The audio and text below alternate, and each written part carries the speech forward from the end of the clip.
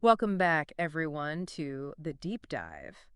Today we're diving into something pretty fascinating from the Law of One material. Yeah. It's called the creative will. Mm-hmm. And, it might sound familiar, Right. like, oh, yeah, free will. We've heard of that. Sure.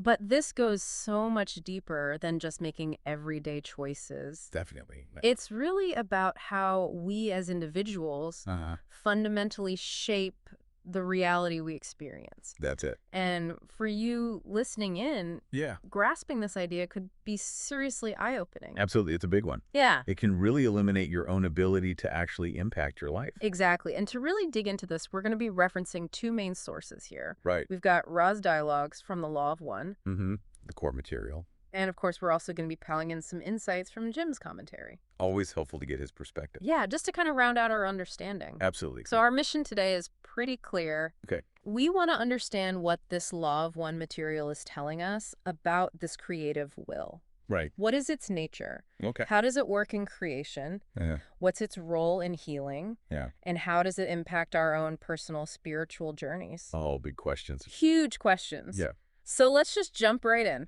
Yeah, I'm ready. Now, one thing that strikes me right away Yeah. is that the Law of One talks about will Right. in a way that goes way beyond just, Uh-huh. setting an intention. Yeah. More than just thinking about something. Exactly. Yeah. Like Ross says, it is the being that informs the working, not the working that informs the being. That's a good one. So what's the deeper meaning there for you? Well, I think the real nugget there is that Okay. your deepest will isn't just some fleeting desire. Yeah. It's not just, I want this or that. Right. It's rooted in your fundamental nature. Okay. Like who you are at your core. Mm-hmm. And the Law of One even suggests that this will is actually a transdimensional force. Whoa. Okay. Yeah. It can instantly reshape what they call the time-space etheric body. Okay, break that down for me. Right. So think of that as kind Yeah. of the energetic blueprint Uh-huh. underlying your physical form. Okay. Like the energetic structure that informs how you manifest to the physical world. Wow. So it's like saying that our essential self, our Yeah. being, Mm-hmm. holds the key to how things actually work out in our lives, Yeah. not the other way around. It's not just our actions that shape who we are. Exactly. It's deeper than that. Wow. And this will can actually change that blueprint. That's the idea. That's huge. Yeah, it's a powerful concept. So Ra goes on to explain that it's your will, Okay. your deep seeking, your inherent desire Mhm. that prompts this higher energy body Mhm. called the Indigo body. Right, like an advanced aura Yeah. to adopt a new configuration. Okay. And this new template then influences your physical body Uh-huh. as it exists in space and time. Okay, so it's like our will Yeah. isn't just a mental thing. No, it's more than just a thought. It can reshape our energy, Right. and that then influences our physical reality. That's the idea. Now, this is where it gets really interesting for me. Okay, I'm listening. The Law of One connects this creative will to something they call the magical personality. Oh, yeah, that's a good one. What's that all about? Well, if we think about Yeah. how we consciously create and transform our reality, Hi. this magical personality becomes a key player. Okay. Ra states that will is one of 3 crucial keys Okay. to unlock this magical personality, Uh-huh. and the other 2 are desire Oh. and Okay. polarity. So desire, will, and polarity. That's the trio. That's a powerful combination. It is, yeah.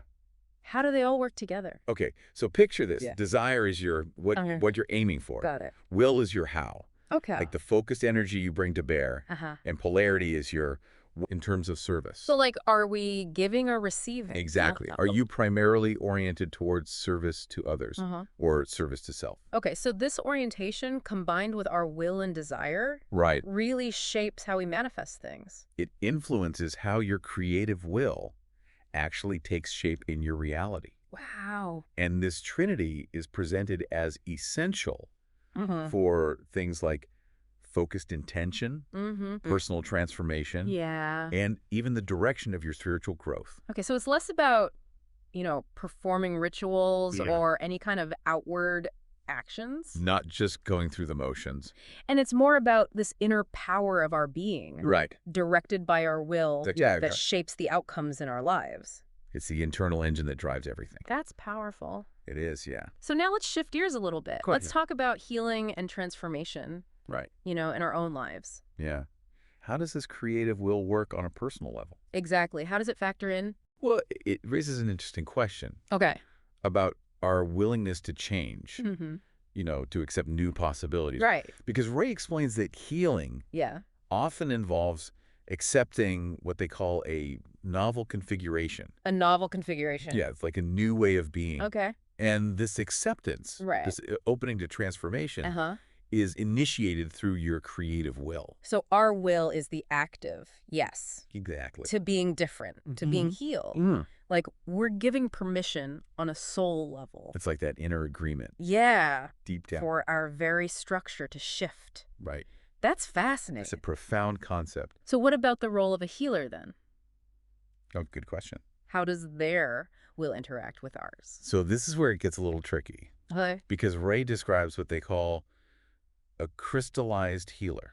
Oh, okay. A crystallized healer. Yeah, imagine like Yeah. a perfectly tuned instrument Uh-huh. that can channel energy without any interference. Okay. This type of healer operates from a place of Yeah. deep non-attachment. Mm-hmm. They offer the opportunity for healing, Okay. but they have no will Yeah. in the sense of, The will. yeah, it sounds strange, It but they're not trying to impose a specific outcome. Oh, okay. So it's not about their power over us. Exactly. Okay. The crystallized healer acts as a pure channel, Right. offering energy without any personal agenda. I see. The real healing happens when our own will aligns with that energy. So they create the opening, Yeah, they provide the conditions. but we have to walk through it ourselves. You have to choose the novel configuration for yourself. That makes a lot of sense. Yeah, it's about taking responsibility for your own healing. Okay. So moving beyond healing now. Okay. Jim's commentary really highlights the practical side of this creative will. Right, he brings it down to earth a little It bit. says, thus, for any person, it is the will which drives the dedication. As one points the will, one's desires become manifest. Yeah, that's a good one. That's empowering. It is. It's like saying Yeah. your will is the engine behind everything you do. Uh-huh. Your dedication, your focus, And what we manifest. every thought, every action stems from this underlying current of will. So, as one points the will, one's desires become manifest.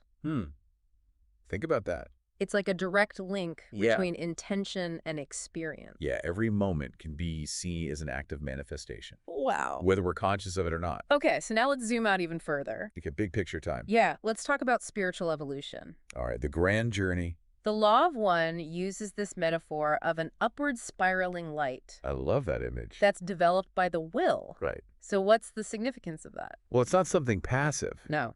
It's actively developed. Okay. It's like your will is the guiding force, Huh. propelling your soul towards union with the Creator. Like a plant reaching for the sun.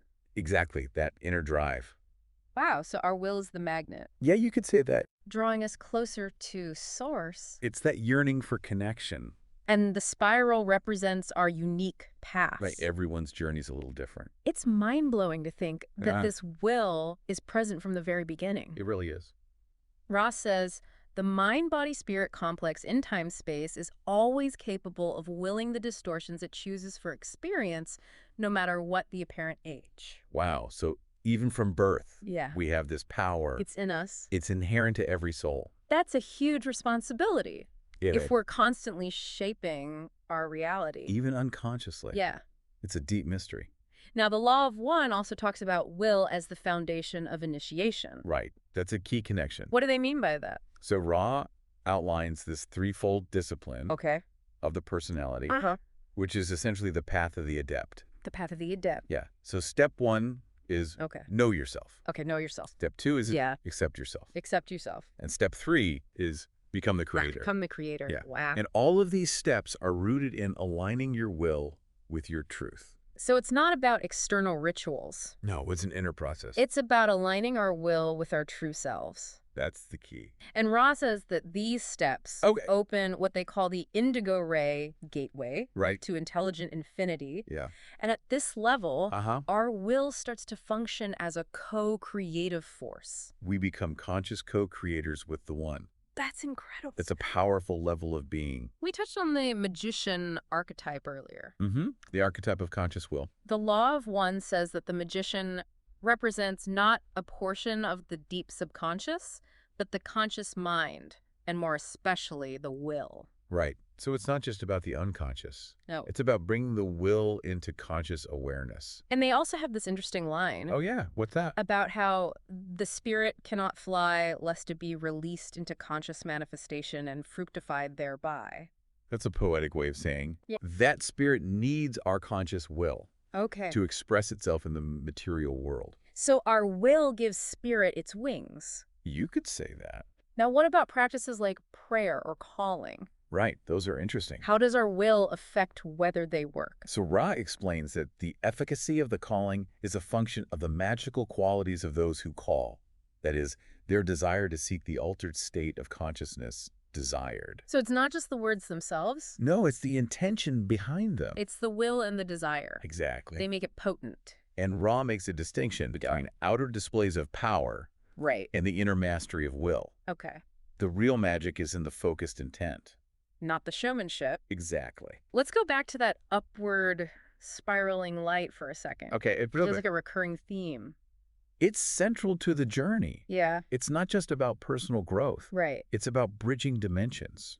Okay. Your will isn't limited to the physical. It's an energetic pathway. Exactly, a connection to the creator. So when we talk about initiation, Mhm. it's not about being forced through something. No. The Law of One says it must be willed into being. Right. True initiation can't be imposed. Okay. It's a conscious choice. So we actively step into it You surrender to the process with our will. with your will. Yeah. This brings up an important distinction. Okay, what's that? True will versus control. Ah, yeah, that's a subtle one. Because sometimes we think we're exercising our will Right. when we're really just trying to control things. We're trying to force outcomes, Exactly. and Ra warns against that. Right. Confusing control with true will. Okay. Control might seem like a shortcut, Yeah, like a quick fix. but it creates imbalances. Mm-hmm. It can even lead to karma. So trying to force things Yeah. isn't the same as aligning our will with a deeper flow. True will is about acceptance and openness. Now, what about this indigo ray? Okay, the ray of the adept. The Law of One connects it to the crystallization of our energy centers. How does our will fit into that? So the indigo ray is special. Okay. It's not just another chakra. Right. It bridges space-time and time-space. Whoa, okay. And at that level, Yeah. will and faith become central. Okay. So as we grow spiritually, Uh-huh. our will becomes more refined, It becomes more potent. centered in this indigo ray. Yeah, the indigo ray is the seat of higher consciousness. And the stimulation of will and faith Hmm. are actually signs of contact with intelligent energy. Right, they're indicators of the indigo ray transfer. So if we're feeling that, The surge of will and faith. it could be a sign we're connecting on that level. A good sign. Even when we transition from this life, Yeah. Bro says the first body to activate is the indigo body, A form maker. driven by the will of the seeker. Right, so even in transition, Yeah. the will is still active, Wow. shaping the experience. Let's bring in the spirit now. Okay. The Law of One describes its role as integrating the upreaching yearning of the mind-body energy Which sounds a lot like will. with the downpouring of infinite intelligence. All right, it's the bridge between the two. That's beautiful. A beautiful way to think about it. So the spirit harmonizes our will Our personal desires. with universal consciousness. Exactly, it's where they meet. And as our indigo ray crystallizes, Uh-huh. will becomes less of something we do Less of a conscious effort. and more of something we radiate. It becomes a natural emanation. Okay, so let's talk about invoking the magical personality again. Right. It's described as invoking the higher self. Right.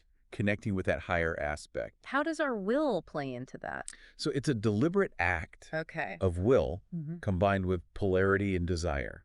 Okay, the trinity again. We're creating a bridge Yeah. between space-time and time-space. It's not just wishing for it. No, it's actively willing it. And this higher self is a being of unity, Sixth density. rich in experience and emotion. Yeah, a truly evolved being. So becoming the magical personality Mm. is like merging with this higher aspect of ourselves. It's a conscious alignment. Now, the Law of One stresses Right. that seeking power should be balanced with love and wisdom, Yeah, that's crucial. directed towards service. Power without love and wisdom is dangerous. So how does our will fit into that? Will in itself is neutral. Okay. It's the intention behind it that matters. Right. If we're seeking power to control or manipulate, that's not aligned with service. So responsible use of will requires a strong ethical compass, Absolutely. rooted in love and wisdom. Otherwise, it could be misused.